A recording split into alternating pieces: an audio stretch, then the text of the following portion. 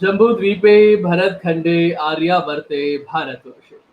Jambu talks देखने वाले हमारे सभी दर्शकों का बहुत बहुत स्वागत, अभिनंदन। मैं हूं आपके साथ निधीश गोयल, करता हूं आप सभी का यथोचित अभिवादन।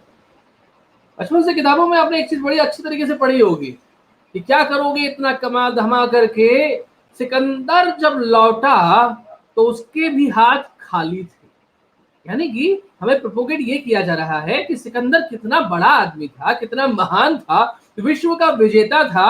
वो जब इस दुनिया से गया तो उसके भी हाथ खाली थे। तो आप कौन किस खेत की मूली है? लेकिन क्या एक्चुअली सिकंदर इतना महान था, विश्व विजेता था, तो विश्व को जीता होगा। लेकिन क्या भारत को भी जीत पाया? क्या मगध से आगे बढ़ पाया? क्या वो वाकई में एक्चुअली वापस लौट गया था, बैक टू पवेलियन? क्या परिस्थितियां थी उस अलेक्जेंडर को सिकंदर बना करके हमारे सामने जिस रूप में प्रस्तुत किया गया, क्या वो रूप का प्रस्तुतिकरण इतना सुंदर बना दिया गया कि हमें बड़ा सजीला लगता है, लेकिन वो है बहुत कुरूप। और उसी चीज को सामने लाना हमारी और आपकी जिम्मेदारी भी है। मेरा आप सभी से निवेदन है, ये जम्बू टॉक्स है, ये जम्बू थॉट्स है। इस विचार को पूरा अधिकार के साथ में ग्रहण कीजिए। और अगर आपने अब तक हमारे चैनल को सब्सक्राइब नहीं किया है, आप नए हैं, तो जरूर इस चैनल को सब्सक्राइब करें, बगल वाली घंटी बजाकर बेल आइकन एक्टिवेट करें, जिससे कि हमारे सभी वीडियो नोटिफिकेशन आप तक पहुंच सके। लाइक करें, अधिकाधिक लोगों तक पहुंचा करके इस अभियान में हमारे समर्थक, हमारे सहयोगी जरूर बने। आइए, स्वागत करता हूं हमारे बीच पधारे हुए हमारे कार्यक्रम में हर बार की तरह अतिथि श्रीमान राजीव रंजन प्रसाद जी। राजीव जी, आपका बहुत स्वागत, अभिनंदन। कैसे हैं आप? नमस्कार निदेश जी, बहुत बहुत धन्यवाद कि आपने बुलाया। और हर बार की तरह बिल्कुल अलग ही विषय लेकर। और आप आपसे और आपके दर्शकों से मुखातिब होकर के मुझे हमेशा अच्छा लगता है। फैंटास्टिक राजीव जी, बहुत सुंदर है। और बात ये है राजीव जी, अब सीधी सीधी कहने की कि क्या सिकंदर, देखिए उस सम का उस काल में दो लोगों का नाम बड़े प्रमुखता से लिया जाता है। एक सिकंदर है और दूसरे चाणक्य है। अगर हम भारत की बात करें, जिस तरीके का भारत आज हमारे सामने है, पहले के समय में इस तरीके का भारत हमें थोड़ा कम दिखाई देता था। और यहाँ अलग अलग साम्राज्य, अलग अलग राज्य हुआ करते थे। हम महाभारत की बात करें, रामायण की बात करें, उसके बाद में मगध पाटलिपुत्र की बात करें, अलग अलग राज्य हमें नजर में आते थे, जिनके नाम हम बोल सकते हैं। सम्राट चंद्रगुप्त, चाणक्य के शिष्य। और यहाँ पर सामने है सिकंदर, जिसे हम अलेक्जेंडर के नाम से जानते हैं। दोनों ने भारत पे चक्रवर्ती होने की कोशिश की। चंद्रगुप्त के बारे में तो हम ठीक तरीके से समझ सकते हैं, लेकिन क्या दोनों का उद्देश्य भी वैसा ही था जैसा एक सम्राट का, एक राजा का होना चाहिए, जो हमारे शास्त्रों में वर्णित है? या फिर कल्पना ही अलग थी, इसकी कल्पना भी हमें नहीं है? राजीव जी। धन्यवाद निदेश जी, आपने बड़ा अच्छा प्रश्न उठाया। सिकंदर और चंद्रगुप्त लगभग एक ही समय की बात हो रही है। और एक ही समय की बात जब हो रही है तो हमको विदेशी दृष्टिकोण और भारतीय दृष्टिकोण, इसकी एक तुलना करने का अवसर मिल जाता है। दो गुरु शिष्य परंपराएं हैं। एक शुरू होती है सुकरात से, सुकरात के बाद प्लेटो, प्लेटो के बाद अरस्तु, और अरस्तु के शिष्य थे सिकंदर। बहुत ही महान गुरु शिष्य परंपरा की परिपाटी है, जिसके विषय में हम लोगों ने, लगभग सभी ने अपनी पाठ्य पुस्तकों में पढ़ा होगा। दूसरी जो गुरु शिष्य की परिपाटी है वो आरंभ होती है चाणक्य से, और चाणक्य के शिष्य चंद्रगुप्त। उस दौर में धनानंद मगध पर शासन कर रहे थे, और एक विशाल साम्राज्य था जिस पर अधिकार करने की चेष्टा एक ओर से सिकंदर को थी। और उनका यह मानना था कि जैसे ही वो धनानंद पर अधिकार करेंगे, वो गंगा की घाटी, जहां पर गंगा जहां विसर्जित होती है, वहां तक पहुंच जाएंगे। और उस समुद्र के पास दुनिया का दूसरा सिरा समाप्त हो जाता है, और वो पूरी दुनिया का विजेता हो जाएगा। सिकंदर की ज्योग्राफी उसको, जैसे ही धनानंद को पराजित कर लेता है, वैसे ही उसको विश्व विजेता बना देती थी। एक और गुरु था जिसको इस बात का अंदेशा बहुत पहले से था कि एक यवन शक्ति भारत की ओर बढ़ रही है, और वो चाहता था कि भारत में जितने भी टुकड़े टुकड़े में राजा महाराजा हैं, वो सब एक छत्र के नीचे आ जाए, कम से कम विदेशी ताकत का प्रतिकार तो करें। और वो इस उद्देश्य के साथ मगध के शासक धनानंद के दरबार में पहुंचता है। दरबार में धनानंद उस कुरूप शिक्षक को, जो तक्षशिला से एक याचना लेकर, याचना क्या, राजनीति की एक शिक्षा लेकर के वहां पहुंचा था, उसको देख करके बिदक जाता है। चूंकि तक्षशिला से आया हुआ शिक्षक था, इसलिए मगध के जितने भी शिक्षक और आचार्य थे उन्होंने चाणक्य को ऊंचा आसन दिया था।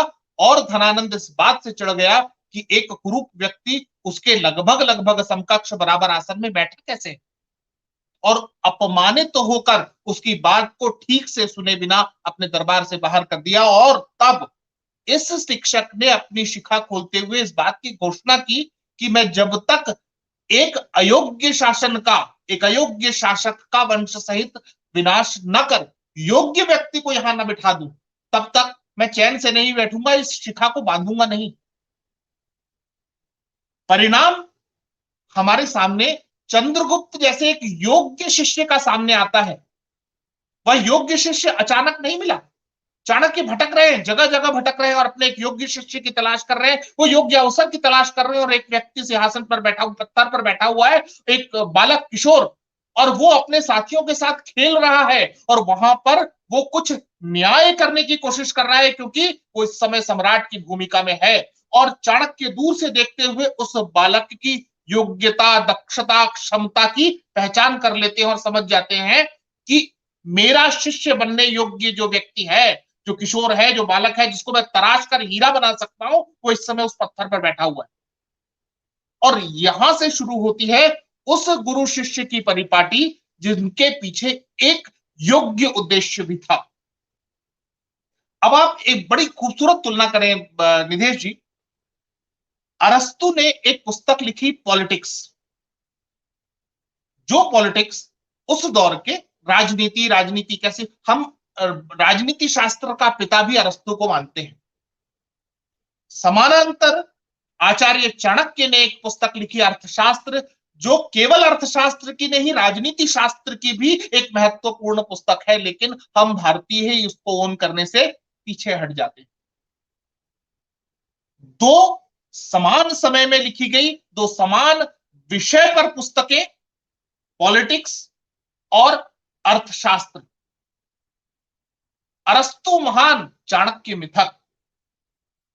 चंद्रगुप्त सिकंदर महान, और चंद्रगुप्त मौर्य उसने धनानंद को हरा करके शासन हासिल किया और सत्ता स्थापित की।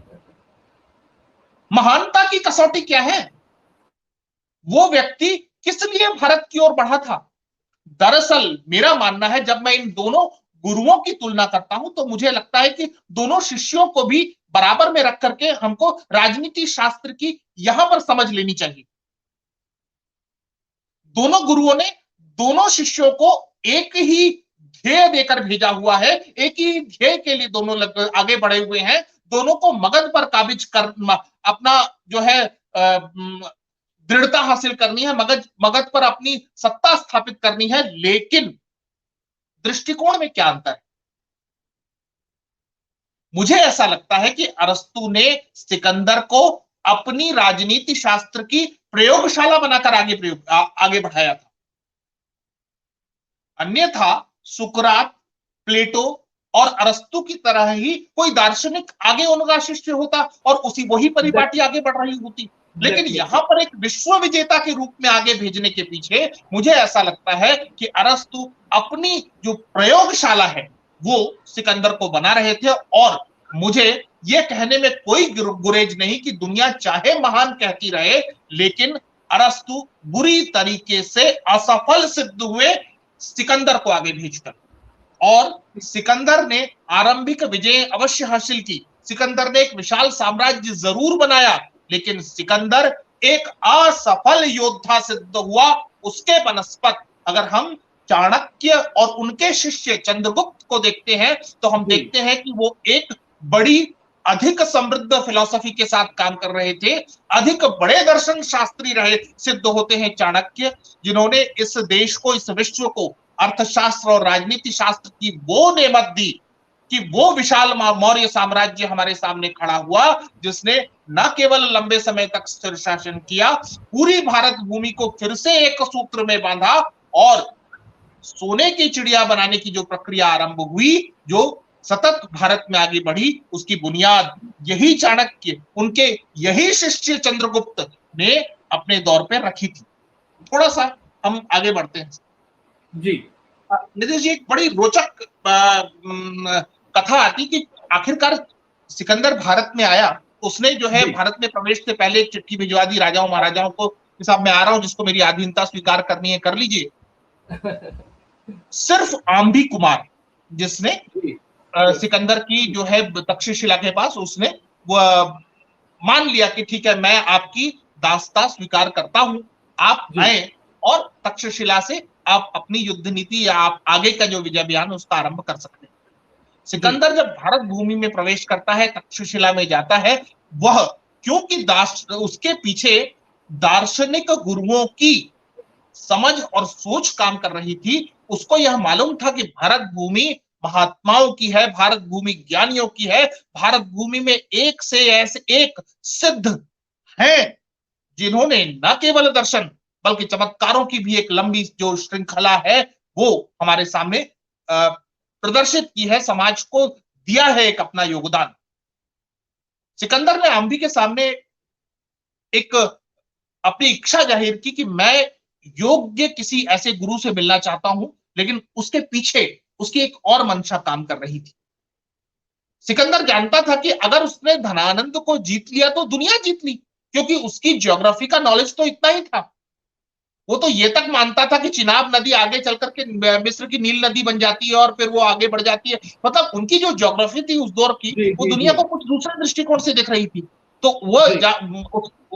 वो तो बस विश्व विजेता बनने के बिल्कुल निकट था। वो तो जानता भी नहीं था कि भारत इतना बड़ा है कि दक्षिणी हिस्से में अगर वो चला जाए तो पूरा जीवन खप जाएगा दक्षिण भारत तक पहुंचने में। और तो ये जानता भी नहीं था कि उत्तरी हिस्से में पूरे विशाल चीनी साम्राज्य है, जहां पर वो अगर पहुंचे और युद्ध करना शुरू करे तो यह जीवन उसके लिए छोटा है। जी। तो जब आम्भी के सामने सिकंदर ने इस बात की इच्छा जाहिर की कि मुझे कोई योग्य गुरु से आप मिलवाए जिनसे मैं ज्ञान लेना चाहता हूं, तो उसके पीछे दबे छुपे उसने अपनी मनोभावना भी जाहिर कर दी। सिकंदर की मनोभावना यह थी कि वो विश्व विजेता बनने के बाद लंबा विलासिता भरा जीवन जीना चाहता था। अगर किसी को इस महान शासक पे थोड़ी भी शंका है और वो उसको भारत के कथित महान शासकों से तुलना करते हैं, तो अगर वो उनकी अशोक के साथ तुलना करना चाहते हैं, अगर वो उनकी चंद्रगुप्त के साथ तुलना करना चाहते हैं या उनकी गुप्त शासकों की जो महान गुप्त शासक रहे उनसे तुलना करना चाहते हैं, तो मुझे लगता है कि उनको निराशा हासिल होगी, क्योंकि सिकंदर आला दर्जे का विलासी और दृष्टिकोण रहित विजेता या सेनापति रहा है। जब उसने अपना दृष्टिकोण स्पष्ट किया कि मुझे विलासितापूर्ण और लंबा जीवन जीना है, तब महर्षि दांडायन के एक शिष्य थे कल्याण, जो वहीं आसपास साधनारत थे।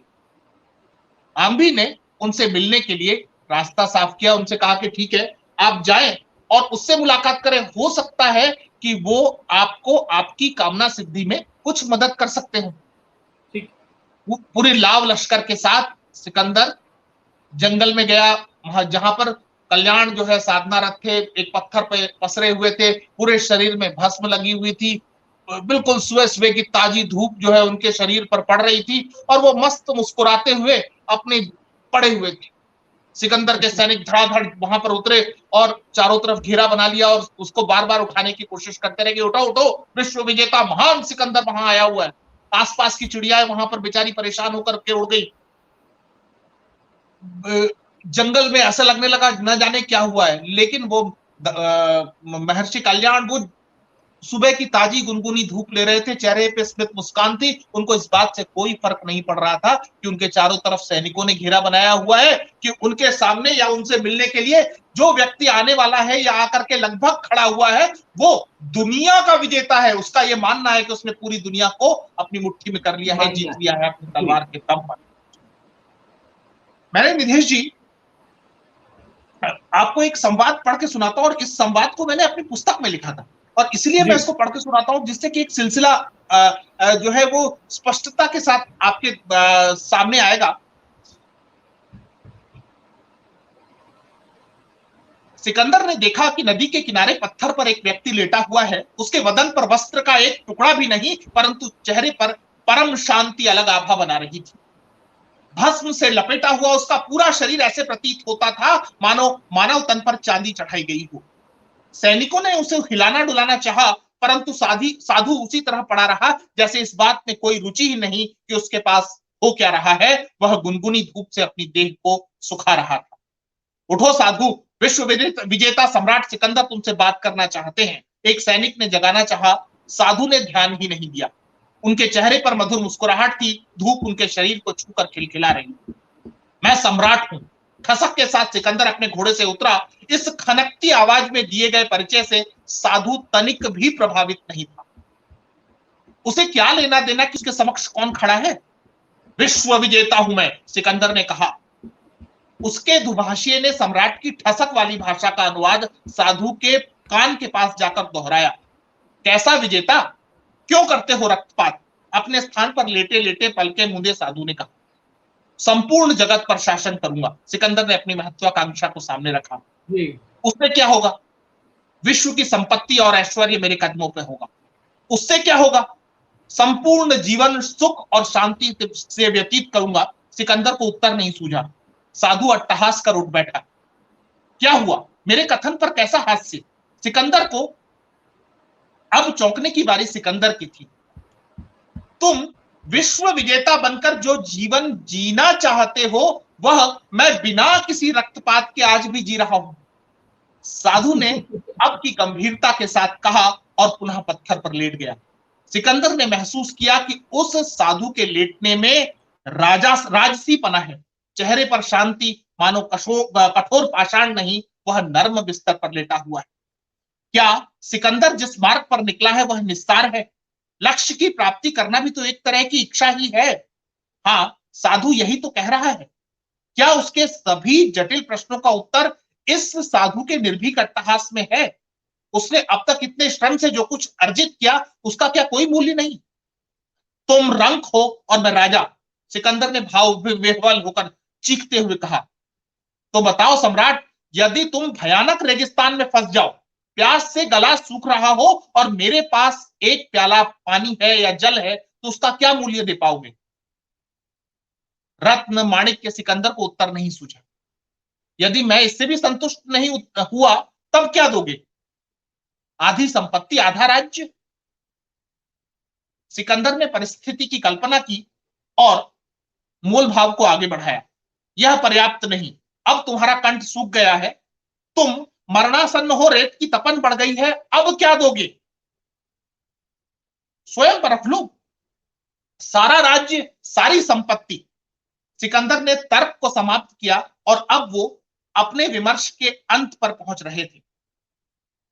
यहां महत्वपूर्ण बात यह है, यह जो पूरा का पूरा संवाद मैंने आपको पढ़कर सुनाया, इसके पीछे सबसे महत्वपूर्ण मर्म यह कि सिकंदर की पूरी विजय, सिकंदर का पूरा राज्य, सिकंदर की पूरी उपलब्धि उस एक प्याला पानी के आगे निरर्थक और निस्सार हो जाती है। और उस साधु ने सिकंदर के सामने उसके पूरे अभियान का सत्य सामने रख दिया था। जी। अंत में उस साधु ने कहा कि सुनो सिकंदर, तुम जिस बूटी की तलाश करने के लिए मेरे पास आए हो, वो यही सत्य है। जीवन की निस्सारता को समझो और खूब जियो, आनंद लो। तुम्हारी आयु अधिक नहीं है, अपनी मिट्टी में लौटो, उसके सुवास में, सुख में डूब जाओ। तुम जाओ और मुझको इस धूप को ओढ़कर सो जाने दो। इस पूरी कहानी में, इस पूरे घटनाक्रम में निधेश जी, मुझे भारतीय दर्शन की वह महक मिलती है जो बताती है कि भारतीय शासन प्रबंधन, भारतीय राजनीति, भारतीय अर्थशास्त्र इतनी महानता को क्यों प्राप्त करता रहा है। भारत में जीवन की निस्सारता को साथ साथ समझा गया है, उसके समानांतर इसको सोने की चिड़िया बनाया गया। यहाँ लोक सुख, लोक हिताय, यह हमारी महत्ता रही है। और उसके समानांतर हमने यह भी देखा है कि हम अपने लिए क्या करें। आपको याद होगा कि चाणक्य ने राजाओं के लिए एक पूरी नियमावली बनाई, पूरी टाइम टेबल बनाया कि राजा को कैसे रहना है। सुबह उठने से लेकर रात को सोने तक चाणक्य ने एक टाइम टेबल बनाया था चंद्रगुप्त के लिए या शासकों के लिए कि राजा को अपनी दिनचर्या कैसे निर्वहित करनी है। उसमें राजा के आमोद प्रमोद के लिए एक पल का समय नहीं था। जी। इस दृष्टिकोण के साथ भारतीय शासन प्रबंधन था। तो मैं फिर अपनी बात पर लौटता हूं कि अरस्तु की प्रयोगशाला थे सिकंदर, जो असफल हुआ, और सिकंदर को नया दृष्टिकोण हासिल तो हुआ भारत भूमि में प्रवेश करते हुए, लेकिन जी शायद शायद उनके ऊपर विजय की जो धुंधली सी छाया थी, क्योंकि जब तक तक्षशिला सिकंदर नहीं पहुंचा तब तक वो अपने आप को विश्व विजेता मान ही रहा था। उसका ये मानना था कि बस वो आगे बढ़ेगा और कुछ नहीं, वो भारतीय राजा जो है उसके कदमों के आगे जो है तलवार बिछाते चले जाएंगे, और वो जीतता हुआ, बिल्कुल रौंदता हुआ, बिल्कुल गंगा जहां पर जो है विसर्जित होती है, गंगा सागर का जो परिक्षेत्र है वहां तक पहुंच जाएगा, और उसके बाद वहां अपनी तलवार गाड़ेगा, कहेगा लो आज से मैं विश्व विजेता हूं। जी उसके उलट आप देखें कि चंद्रगुप्त, चाणक्य ने उनको क्या सीख दी कि हम कांटे की झाड़ी है उखाड़ देंगे, लेकिन नहीं, जड़ों में धीरे धीरे धीरे धीरे बिल्कुल मठा डालकर उस कटीली झाड़ी को सुखा दिया गया, उस शासन प्रबंधन को घुटनों पर ला दिया गया जो जनता के हिताय नहीं था, और उसके बाद जी उस महान मौर्य साम्राज्य की नींव रखी जिसमें चंद्रगुप्त, बिंबिसार, अशोक जैसे सतत शासक हुए। एग्जैक्टली और जब इस शासन प्रबंधन ने अपनी जड़ मूल से वास्ता को खोया, जब वे नीतियां जो अर्थशास्त्र द्वारा प्रतिपादित की गई थी उन पर चलना बंद किया गया, धीरे धीरे वही शासन पतनोन्मुख हो गया।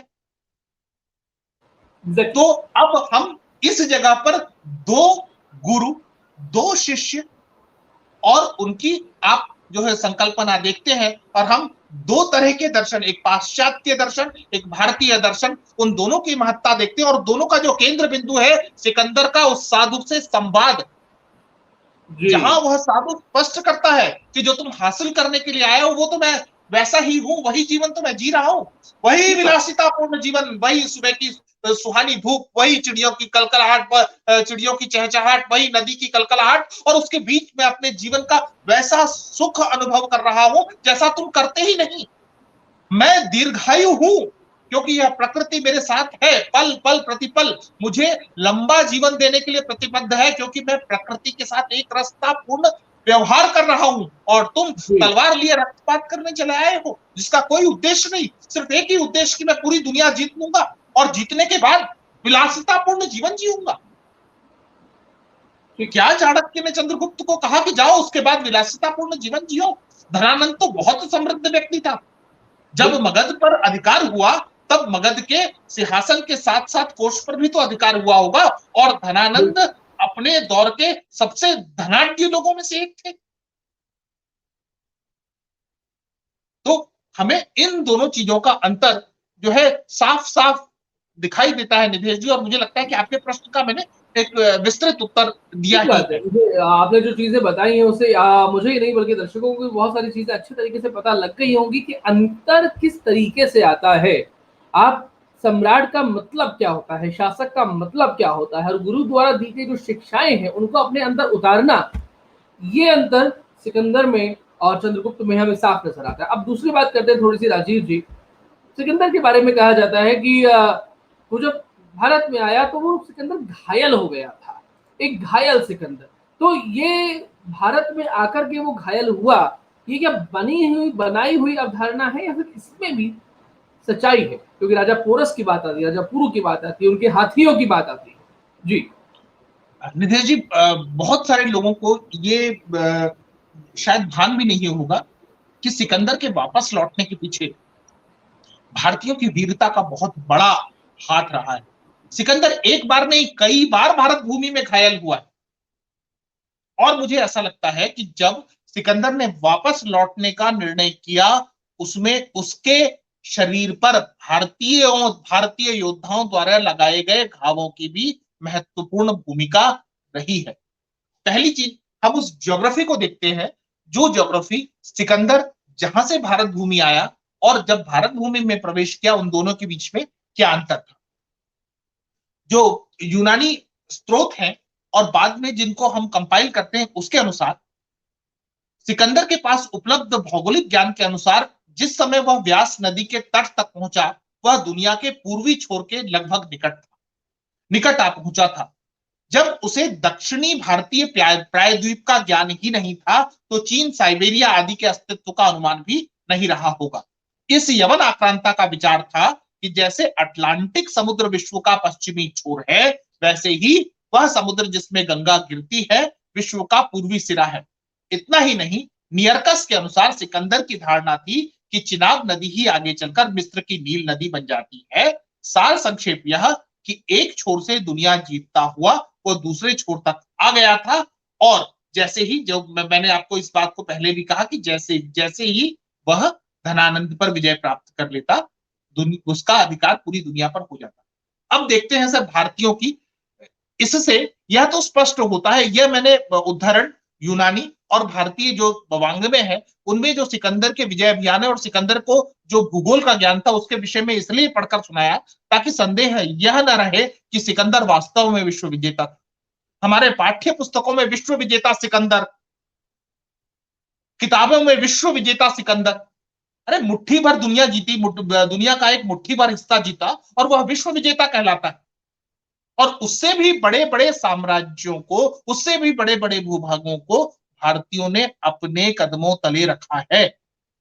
आप आश्चर्य करेंगे, एक शासक है चंद्रादित्य मुक्तापीड़, कश्मीर के शासक रहे। हम लोगों ने, भारतीय पाठ्य पुस्तकों ने तो उस पर कभी बात ही नहीं की। मुक्तापीड़ शासन कहां से आरंभ होता है? आरंभ होता है बंगाल में, बंगाल उड़ीसा के उस छोर से जहां सिकंदर के अनुसार दुनिया का अंत होता था। वह दक्षिण भारत तक भी अपने राज्य का विस्तार करने में सफल हुआ था। वहां रानी रट्टा थी कर्नाटक के आसपास, जिन्होंने अब वहां की सेना के आगे समर्पण किया, साथ में उनको नारियल पानी पिलाकर और स्वागत सत्कार के साथ वहां से वापस भेजा।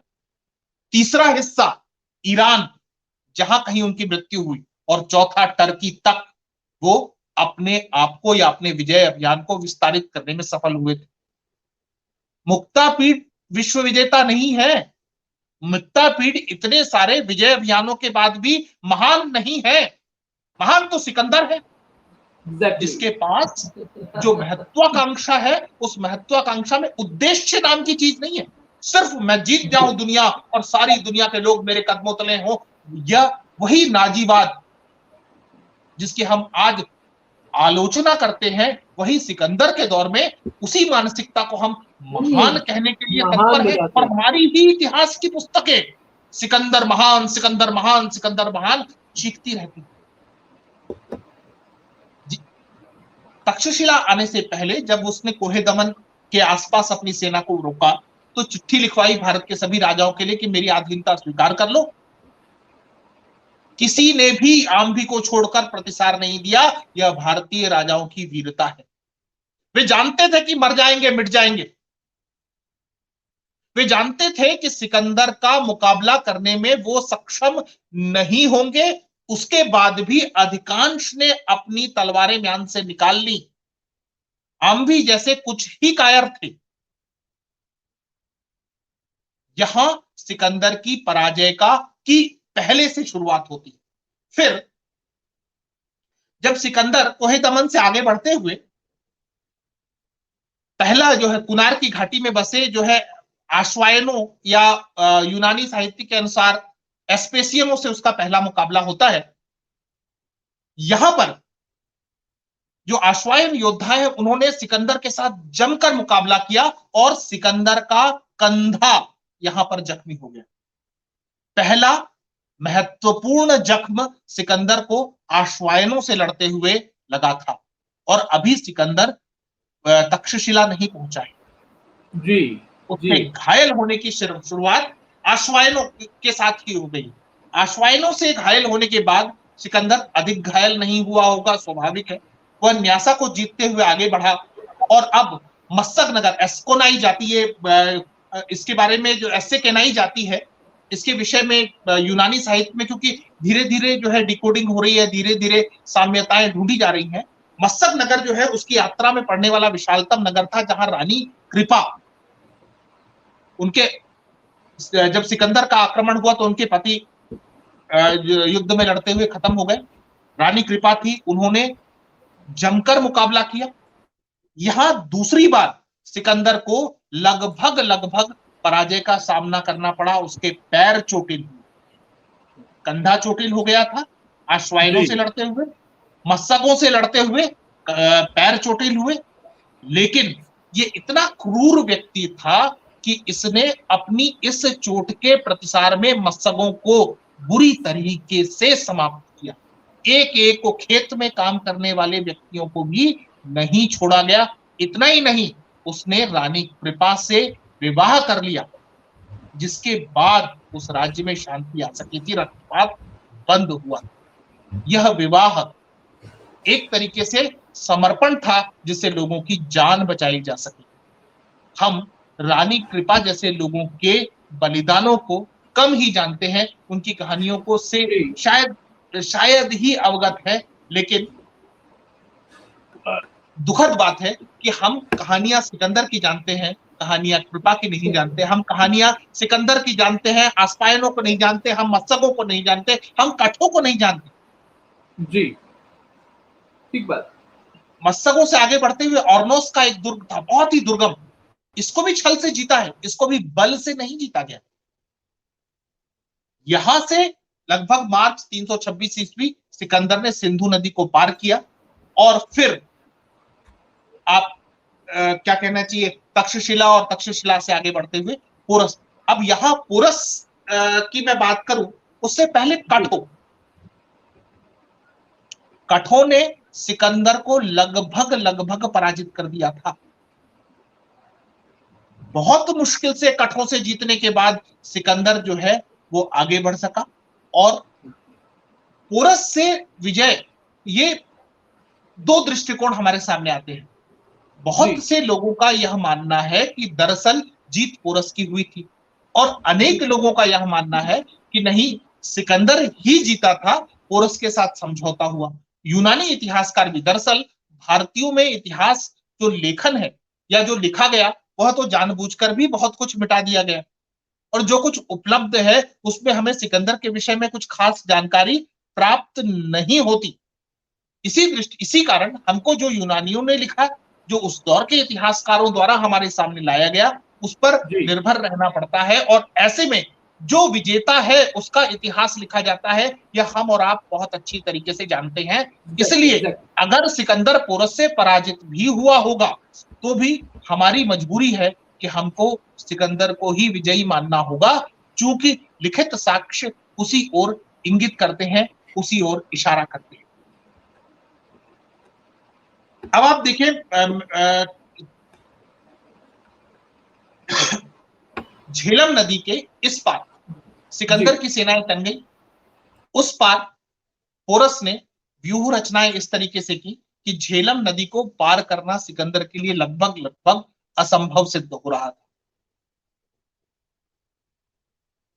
भारतीय बाण इतने सटीक थे कि सिकंदर के शिविर में या तटों पर घूमते हुए सैनिकों पर पड़ते उनकी मृत्यु हो जाती और आखिरकार उनको शिविर भी सुरक्षित दूरी पर निर्मित करने पड़े थे।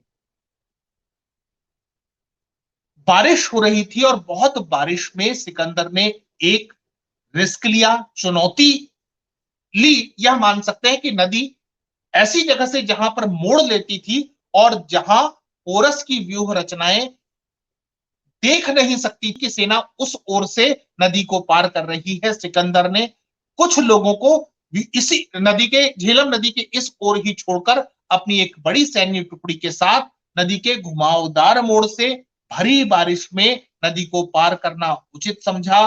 बड़ी बड़ी नावों में नदी को दूसरे छोर से पार किया गया और वो झेलम नदी को पार कर पोरस के व्यूह पर टूट पड़े।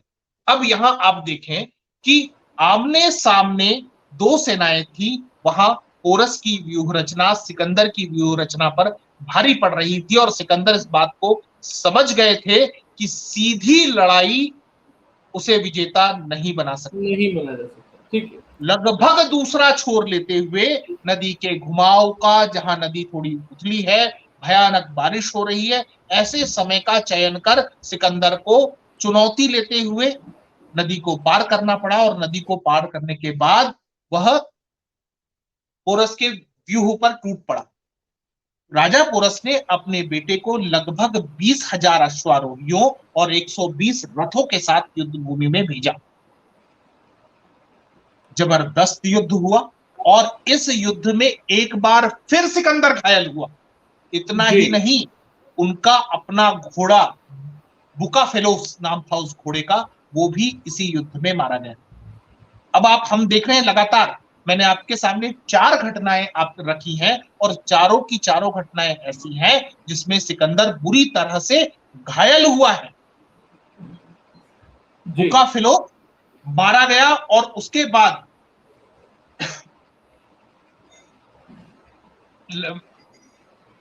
स्वाभाविक है कि अगर हम इस बात को माने कि अश्वारोही अश्व जो लोग इस बात को मानते हैं कि जी। सिकंदर विजयी हुआ, उनके ये तर्क हैं कि भारी बारिश हो रही थी, भारतीय बड़े धनुष का प्रयोग करते थे जिसका एक सिरा जमीन पे गड़ाया जाता था और दूसरे सिरे से वो बाण संधान करते थे।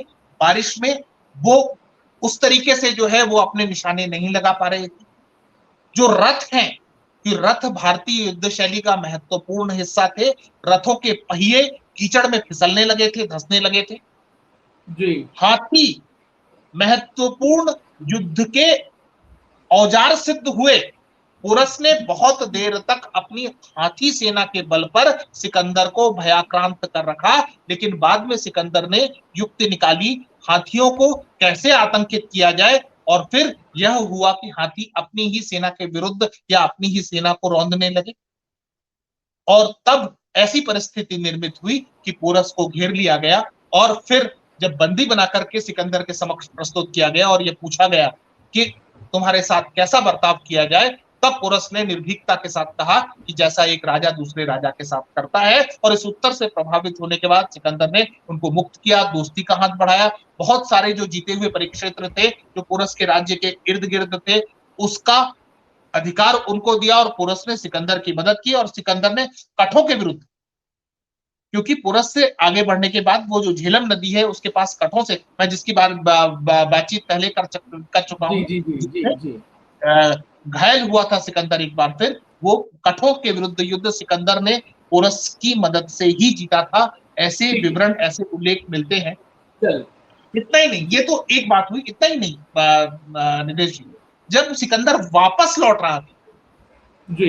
केवल हम वापस कैसे लौटा, क्यों लौटा, इस पर चर्चा करेंगे, लेकिन जब जी। वापस लौट रहा था तब भी सिकंदर, क्योंकि वैसे भी वो अनमना लौट रहा होगा, लेकिन जी। जी। मालवों और क्षुद्रपों, इन दोनों जो है समूहों के साथ उसके युद्ध हुए और दोनों ही बार सिकंदर बड़ी मुश्किल से अपनी जान छुड़ाकर वहां से जा सका। ठीक है, ये इंटरेस्टिंग बात आपने बोली। मल्ल रक्षक थे, उन्होंने, आपको एक और बात, हमारे यहाँ ब्राह्मणवाद को और इसको लेकर के एक बड़ी अवधारणाएं बना दी गई है निधेश जी। आपको एक बहुत रोचक विवरण आपको देता हूं कि जी। जो मल्ल शासित क्षेत्र था, वहां पर एक ऐसा नगर था जहां ब्राह्मणों का बाहुल्य था। जब सिकंदर वहां पर पहुंचा तो उन ब्राह्मणों ने, शिक्षकों ने और उनके विद्यार्थियों ने सिकंदर से लड़ने के लिए अस्त्र उठा लिए, अपनी पुस्तकों को परे रखकर, और जबरदस्त युद्ध हुआ। उस दौर में मल्लों ने बहादुरी से सिकंदर का सामना किया और एक ऐसा बाण सिकंदर को मारा गया जो उसकी कवच को छेद करता हुआ छाती में लगा और सिकंदर लगभग मरणासन्न हो गया था बहुत समय तक। बल्कि अफवाह सिकंदर की सेना में फैल गई थी कि सिकंदर मारा गया है, और इस भ्रम को, इस अफवाह को दूर करने के लिए घायल अवस्था में ही सिकंदर घोड़े में चढ़कर अपनी सेना के बीच में घूमता था, ताकि ये भ्रम दूर हो कि वह मारा गया है, अफरा तफरी का माहौल न मचे और वो धीरे धीरे सुरक्षित अपने क्षेत्र में, अपने वतन की ओर लुटा पिटा अपना लौट जाए। भारत विजय का सपना तो उसका यहीं पर ध्वस्त हो गया था। तो मैं कुल मिलाकर यह निधेश भाई कि अब तक हम ये देखते हैं कि सिकंदर भारत में घुसने के बाद शायद उसके दुर्दिन आरंभ हो गए थे। आश्वायनों ने, एस्केनियों ने, बोरस ने, कठों ने, क्षुद्रपों ने, मतलब मल्लों ने, लगभग लगभग जहां जहां उसके साथ उसे युद्ध का सामना करना पड़ा, वहां हाँ, वहां वह आसानी से तो जीतकर वापस नहीं लौटा, बल्कि अनेक बार ठीक। स्वयं घायल हुआ है। चलिए, मैं जी इसमें यहाँ नीरज पर जी। एक पॉइंट लेता हूँ राजीव जी, कि चलिए एक फ़िल्म आई थी 90s में, जो जीता वही सिकंदर, आपने देखी होगी। और बड़ी उसमें गीत में पंक्तियाँ थी कि हारी बाज़ी को जीतना जिसे आता है, वो सिकंदर दोस्तों कहलाता है। अब चलिए, मैं जी इसमें एक पक्ष में ये बात भी मान लेता हूँ कि किसी भी तरीके से वो बार-बार घायल हुआ, लेकिन बार-बार आगे बढ़ा। आपने बात की कि वो किसी भी तरीके से झेलम नदी को उसने पार किया, उसके बाद में किसी भी तरीके से उसने हाथियों पर निरंतर पड़ाया पाया, और किसी भी तरीके से तो शायद बार-बार बाजी हार रहा था और बार-बार बिल्कुल। उस पर काबू भी पा रहा था। इस बात को भी हम मान लेते हैं, और इस बात को भी थोड़ा मान लेते हैं कि वो एक कायर नहीं था, योद्धा था, और योद्धा के तरीके से आगे बढ़ रहा था। अब बात यहाँ पर लेकिन दूसरी आती है कि क्या वाक़ई में हारी बाजी को जीत कर के आगे बढ़ने वाला व्यक्ति मगध से आगे क्यों नहीं बढ़ा? मगध के लिए आगे क्यों नहीं बढ़ा? क्योंकि उसे तो विश्व विजय हासिल करनी थी। वो वापस वहां से क्यों लौटा? ये एक टर्निंग पॉइंट है जिसके बारे में बात अधिक नहीं होती है। राजीव जी। बहुत रोचक वृतांत है नीरज जी, और बहुत कम लोग इस विषय पे जानते हैं। जी। व्यास नदी के स्तर तक पहुंच चुका था सिकंदर, और व्यास नदी को पार करने के बाद अब उसकी धनानंद के साथ अ, संघर्ष तय था। कुरुओं का क्षेत्र आता था, और उसके बाद धीरे धीरे वो जब आगे बढ़ता तो केंद्रीय मगध से उसका संघर्ष और उसका सामना होता। यवनों को हाथियों से लड़ने का कोई अनुभव नहीं था। हाथियों ने यवन सेना को बहुत नुकसान पहुंचाया था। हाथी देखते ही यवन सैनिक अपना हौसला खो देते थे, पहला। दूसरा, बार बार सिकंदर घायल हुआ था। सिकंदर की बहुत बड़ी सेना का ह्रास हो गया था। महीनों से सैनिक युद्ध अभियान में लगे हुए थे, लंबी लंबी यात्राएं करते थे, एक जीत के बाद दूसरी जीत हासिल करते थे, लेकिन इस जीत का सिला क्या, जब वो अपने परिवार से, अपने वतन से दूर लगातार आगे चले जा रहे थे, और उनको ये भी नहीं मालूम था कि कितने दिनों तक उनको संघर्ष करना है, कितने युद्धों में हासिल होना है, और कब उनकी मौत मुंह बाए खड़ी है। वो अंतिम विजय देख पाएंगे कि नहीं, और अगर अंतिम विजय देख भी पाए तो क्या वे अपने वतन तक सुरक्षित लौट पाएंगे कि नहीं। इस मनोभावना ने धीरे धीरे सिकंदर के सैनिकों में अवसाद की स्थिति उत्पन्न कर दी थी। डिप्रेशन का माहौल हो गया था, और मिलने वाली कुछ पराजय, कुछ ऐसी घटनाएं जिनसे अनेक क्षत्रप जो घायल हुए, उन्होंने भी सैनिकों के मनोबल पर गहरा नकारात्मक असर डाला था। सिकंदर ने एक सभा बुलाई, एक मीटिंग बुलाई, और वहां अपने सैनिकों में जोश भरने के लिए, क्योंकि अब वो ब्यास नदी को पार कर अपनी सबसे महत्वपूर्ण और अंतिम लड़ाई लड़ने के लिए जाना चाहते थे, जोश भरना चाहा। उसने सैनिकों के सामने एक जोश भरा भाषण देने का प्रयास किया, लेकिन उसकी उस सभा में सन्नाटा भरा हुआ था। सैनिक डरे हुए थे, वो लड़ना नहीं चाहते थे, आगे बढ़ना नहीं चाहते थे। क्या एक महान क्षत्रप की इसी जगह पराजय हो गई। लेकिन दुखद ये था कि सैनिकों में से कोई बोलना भी नहीं चाह रहा था, कोई सिकंदर का सामना नहीं करना चाह रहा था। उसके कोप से सब डरते थे, अपनी मृत्यु को वह वे ये समझ रहे थे कि शायद वे सिकंदर का प्रतिकार करेंगे तो उनकी मृत्यु हो जाएगी, मार डाले जाएंगे। ऐसे में एक क्षत्रप था कोइनोस, उसने सिकंदर से आज्ञा ली, अभयदान लिया, और अपनी बात रखी। मैं सिकंदर के सामने रखी गई बात को अक्षर अक्षर उसका हिंदी अनुवाद आपके सामने पढ़ रहा हूं। आप देखें निवेश जी की कितनी भावुक अपील है, और यह अपील बताती है कि दरअसल सिकंदर को विजेता कहना कितना बड़ा मिथक है। कोइनोस कहता है, सम्राट, हम सभी आपकी आज्ञा के गुलाम हैं। हमारा आग्रह है कि एक बार आप हम सभी की भावनाओं को समझने का प्रयास करें। आप स्वयं देख लें कि कितने मकदूनियाई और यूनानी आपके साथ निकले थे, अब कितने शेष रह गए।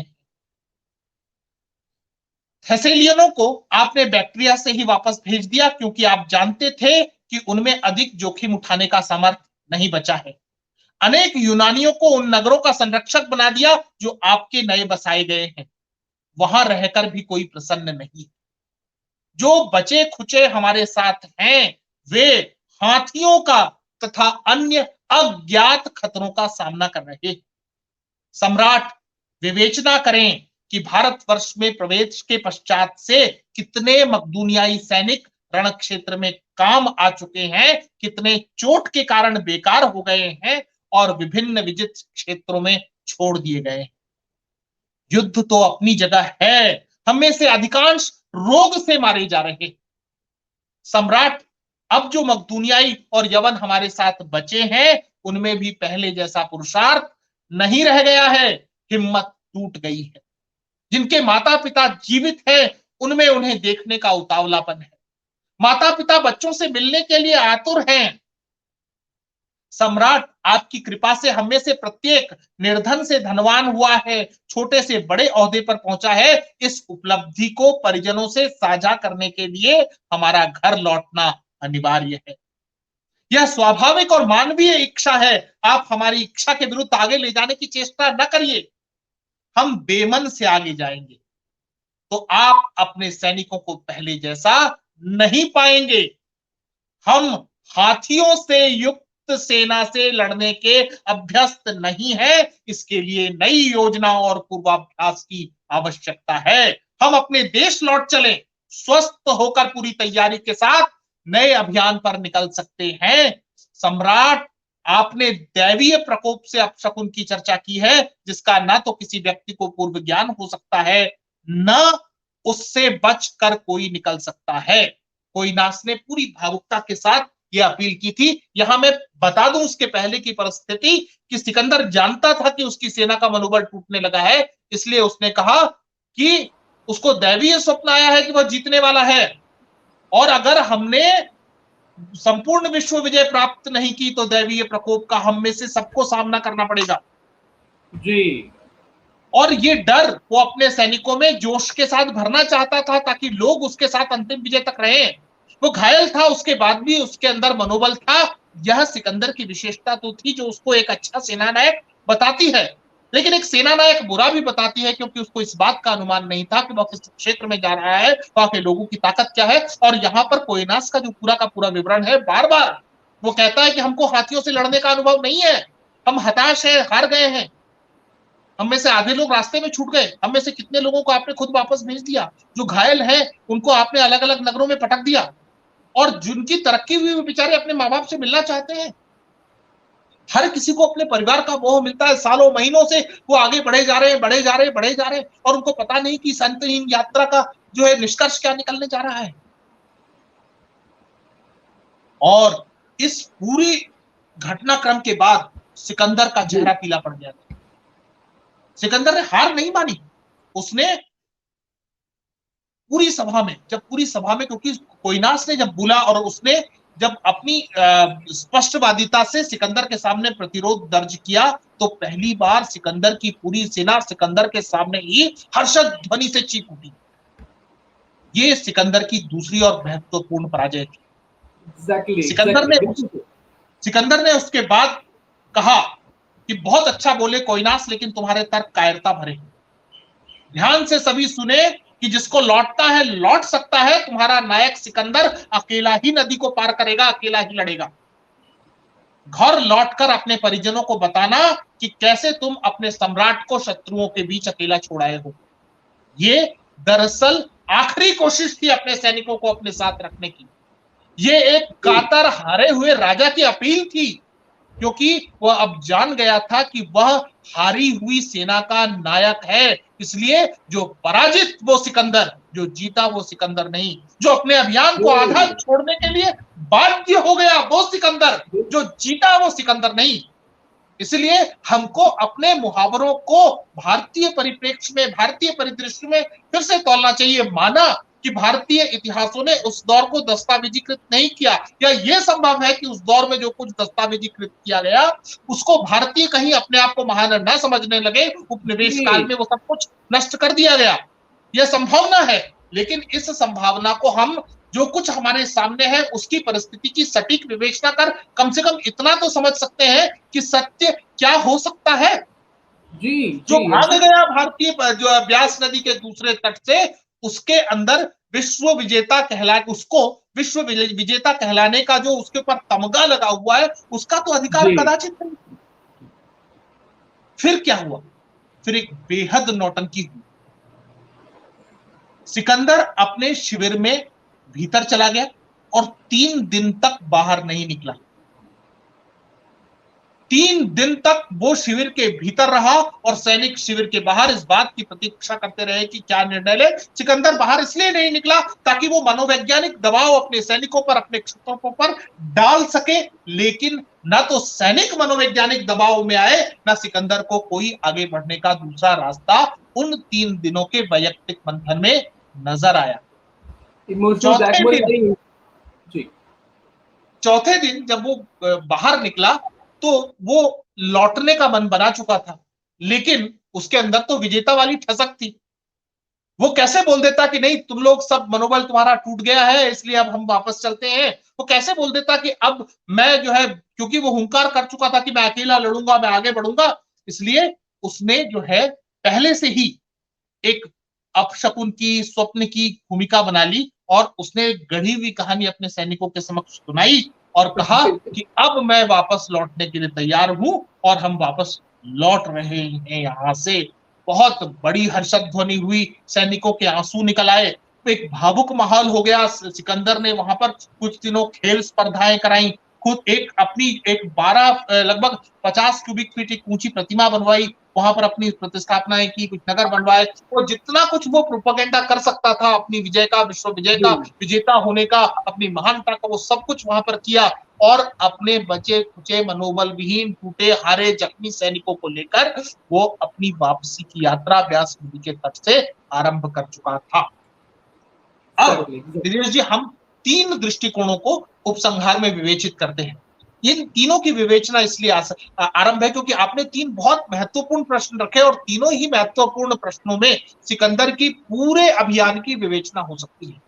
पहला, जब सिकंदर भारत में प्रवेश करता है तो उसके दिमाग में उद्देश्य स्पष्ट है कि वो दुनिया अपनी विलासिता के लिए जीतेगा। जब वो जीत जाएगा पूरी दुनिया तो वो पूरी वो विलासिता करेगा, आनंद पूर्वक जीवन जिएगा, इसलिए वो लंबा जीवन चाहता है। इसलिए वो किसी ऐसे साधु संत को ढूंढ रहा है जो उसको लंबा जीवन जीने की कोई दवाई, कोई टॉनिक, कोई मंत्र, कुछ कोई आशीर्वाद दे दे। लेकिन भारत में मिलता है उसको दर्शन, भारत में मिलता है उसको अध्यात्म, भारत में मिलता है उसको जीवन जीने का सलीका। और भारतीय दर्शन उसके गुरु अरस्तु के दर्शन से कहीं अधिक महान सिद्ध होता है। और हम उन पूरे विश्लेषणों की परिपाटी में हम ये देखते हैं कि सिकंदर सिर्फ अपने गुरु की प्रयोगशाला सिद्ध होता है, गुरु उसको निष्कर्ष तक नहीं पहुंचा पाता।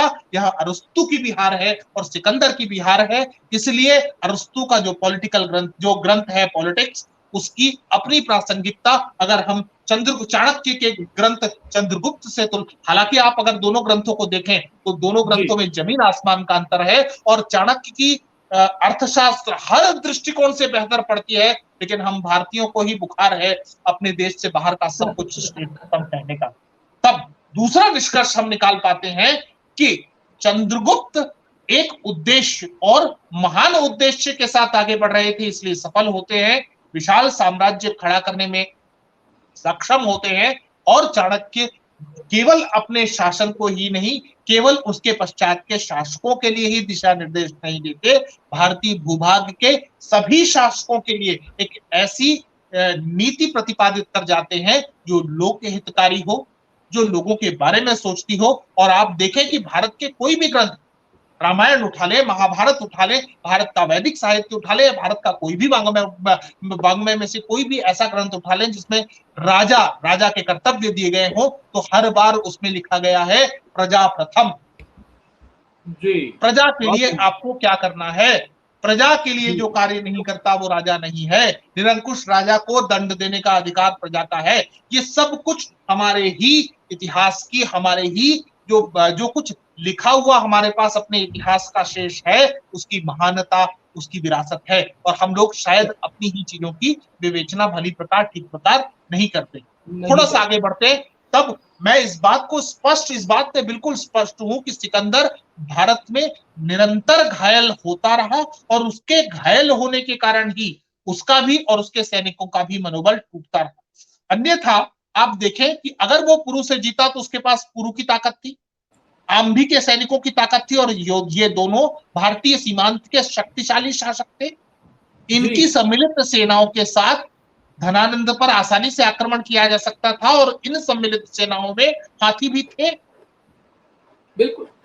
माना कि यवनों को हाथी से लड़ने का अनुभव, हाथी की सेना से लड़ने का अनुभव नहीं था, लेकिन उनके अब सहयोगी बन चुके भारतीय शासकों के पास हाथी से लड़ने का अनुभव भी था। ठीक बात है। तो यहां पर केवल एक तर्क जो यूनानियों ने अब तक हमें दिया है, जो हम यूनानी पुस्तकों में पढ़ते हैं, वो मुझे सही नहीं लगता और मुझे ऐसा लगता है कहीं ना कहीं कि भारत में प्रवेश करने के पश्चात और भारत से लौटने का जो सिकंदर का पूरा इतिहास है, वो यूनानी अतिशयोक्तियां हैं। और एग्जैक्टली, बिल्कुल ठीक बात बोली आप। उन यूनानी अतिश वो देखिए, चारण भाट रखने की परंपरा हर राजा शासक के पास रही है। जो राजा के लिए गीत लिखेगा, जो राजा के लिए इतिहास लिखेगा, जो राजा के लिए कविताएं लिखेगा, वो राजा का गुणगान ही करेगा। और राजा ने अगर कोई गलती भी की है, वो आपने बैगन वाली कहानी सुनी होगी निधेश जी, की राजा ने कहा कि साहब ये बैगन देखो एकदम अजब सी जो है सब्जी, वो है फल सब्जी कि मतलब बेस्वाद, इसमें कुछ हुआ नहीं। तो चारण ने कहा हाँ साहब देखो क्या शक्ल देखो उसकी, गोल मटोल सा है, जिधर देखो उधर ही लुढ़क जाता, काटो तो अंदर से दाने निकलते हैं, ये भी कोई सब्जी है? 4 दिन के बाद राजा ने उसी बैगन को देखा, बढ़िया नीला नीला, बोले यार बताओ क्या बेहतरीन बैगन है, देखो ऐसा। बोले हाँ साहब देखो बैगनी रंग, ये रंग तो भगवान का भी है, हमारे भगवान कृष्ण बैगनी, राम बैगनी, और देखिए उसको तो स्वाभाविक रूप से बैगन के पीछे मुकुट लगा होता है, वो तो राजसी फल है, राजसी सब्जी है। तो आप ये देखिए कि चारण भाटों की विवेचना करने का आधार राजा को खुश रखना होता है, इसलिए यूनानी साहित्य जो सिकंदर को ही केंद्र में रखकर लिखे गए हैं, उनकी विश्वसनीयता पर हमेशा प्रश्न चिन्ह लगाकर तब हमको अपने भारतीय परिदेश में क्या क्या हुआ है उसकी विवेचना करनी चाहिए। तीसरा जो महत्वपूर्ण चरण जिस पर हम लोगों ने बात की, कि उसमें साफ साफ दिखाई देता है कि एक हारी हुई सेना का सेनापति बनकर रह गया था। और तब मुझे निदेश भाई बिल्कुल आखिरी में जहां पर हम अगर निष्कर्ष पहुंचे, तो मुझे वो अजीज दादा की वो जो गजल है ना, उसका वो जो दर्शन है वो बड़ा पसंद आता है।